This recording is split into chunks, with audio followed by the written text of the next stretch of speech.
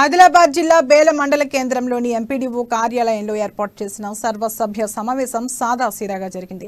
కేవలం 45 నిమిషాలలో ఎలాంటి తీర్మానాలు లేకుండానే ముగిసింది.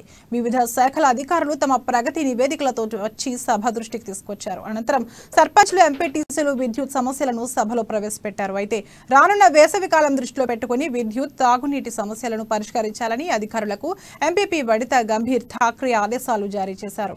ఈ కార్యక్రమంలో మండల ప్రజాప్రతినిధులు, వివిధ శాఖల అధికారులు తదితరులు పాల్గొన్నారు.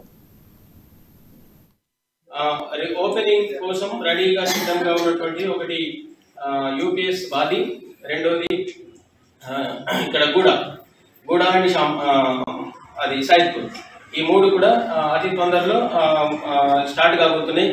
దీనికి మనం అధికారులు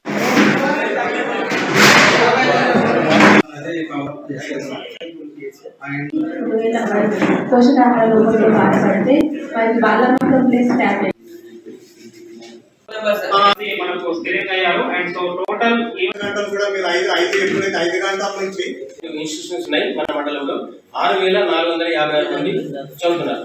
దీంట్లో MOMB మన ఊరు మనబడి సంబంధించినటువంటి 18 స్కూల్స్ సెలెక్ట్ అయినవి. దాంట్లో మొట్టమొదటి మోడల్ స్కూల్ అంటే